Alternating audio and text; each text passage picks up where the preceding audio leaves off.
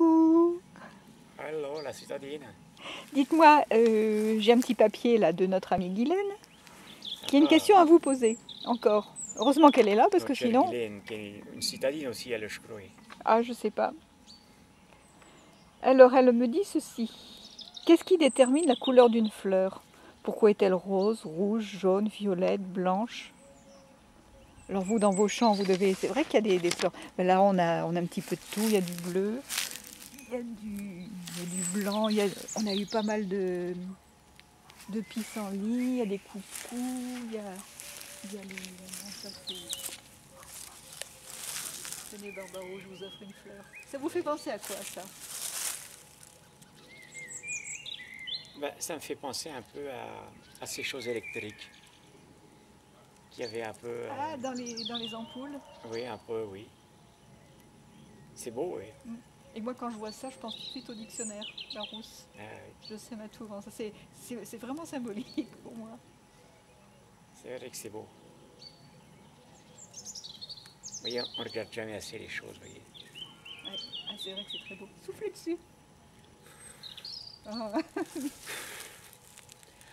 Comme ça on voit de quel côté vient le vent.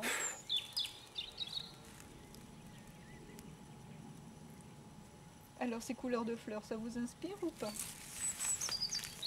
Ah, C'est compliqué ce que nous demande Guylaine aujourd'hui.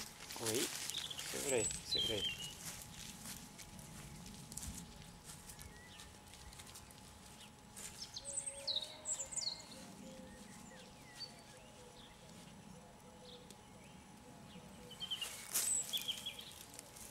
Vous pouvez parler, Monsieur Barou? Comment? Vous pouvez parler? Oui, mais justement, j'étais en train de me cueillir, vous voyez, Oula, j'étais en train de me cueillir justement une fleur un peu mauve. celle-ci elle est un peu rouge. Oui. Une blanche mais qui est fermée. Il est trop tard.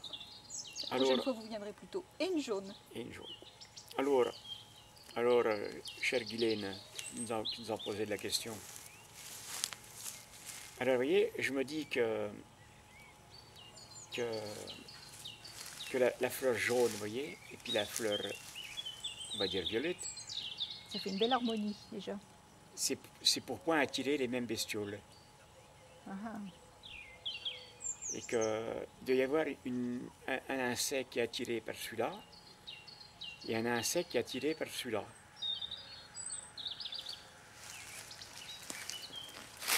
Alors, moi, par contre, je ne suis point attiré. J'ai juste, vous voyez, à me dire, ah, c'est beau. Mais vous voyez, j'ai pas envie de le manger, j'ai pas envie de le goûter. Vous voyez, pour moi, ça sent rien. Mais quand vous avez un bouquet comme ça, vous avez peut-être envie de le mettre dans un petit pot et mettre sur le coin de votre table du séjour ou à côté de votre, Oh, des fois je le votre fais, lit. oui, des fois je le fais. C'est joli des fleurs. C'est gai dans une maison. Mais je me dis, vous voyez, que c'est pour attirer une partie de la nature. Comme l'herbe bien verte, c'est pour attirer les vaches. Et vous voyez, c'est comme s'il y avait une espèce de puzzle, comment on dit, un puzzle, Un puzzle. un puzzle. Vous aviez bien dit du premier coup. Et Ne vous faites pas plus benet que vous n'êtes. oui, donc un puzzle pour et où chaque animal, vous voyez, il a sa partie qui a goûté, à grignoter, et c'est ce qui fait que, eh ben, qu'il y a beaucoup de fleurs jaunes ou beaucoup de fleurs violettes et qu'il n'y a pas tellement de fleurs rouges, vous voyez. Les coquelicots, Oui, on va bientôt en avoir. mais sinon il n'y a pas tant que ça, vous voyez.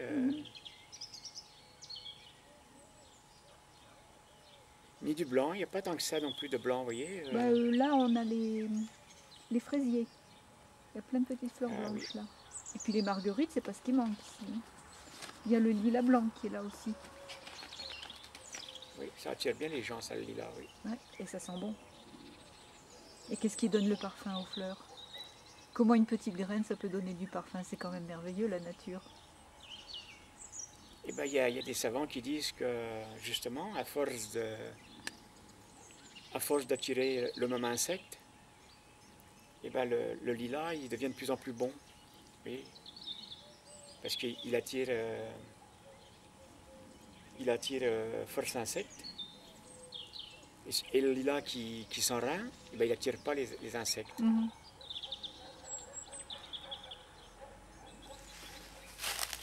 Et ça, c'est tout ce que vous avez à nous dire sur la couleur, ce qui détermine la couleur des fleurs. C'est uniquement l'attirance pour l'animal qui va... Oui, c'est l'attirance et puis c'est le fait qu'il va manger ou est attiré en priorité. C'est vrai. C'est parce que oui, vous écoutez dans le lointain, ça fait comme un espèce de bruit.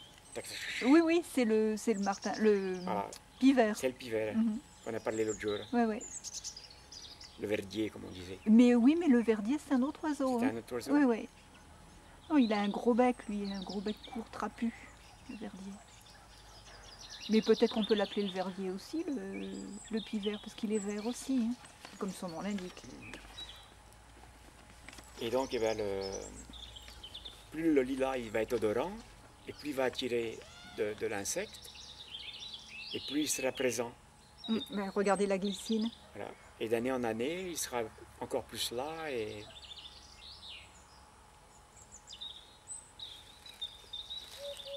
Alors que, vous voyez, je ne sais pas si vous avez remarqué qu'il y a de plus en plus de fleuristes. Ouais, Et que leurs fleurs, elles sentent rien. ça c'est vrai. Alors, Oui, mais parce qu'elles sont poussées aux engrais. oui. Alors, vous voyez, on achète des plantes qui sentent rien. Et on a celles qui sont dans la nature qui, elles sentent. Mhm. C'est bien curieux, cette société. Alors voilà, chère Guylaine, eh ben, les fleurs qu'il y a qui traînaillent par là, c'est de la fleur qui sent bon et qui attire l'insecte. Je ne sais pas si on lui répond bien comme il faut à cette potion. Oh, bah, elle nous fera un autre, Voilà, un autre petit mot pour la prochaine fois. Allez, C'est bon? au revoir l'autre citadine. Allez, ciao, le barbarou.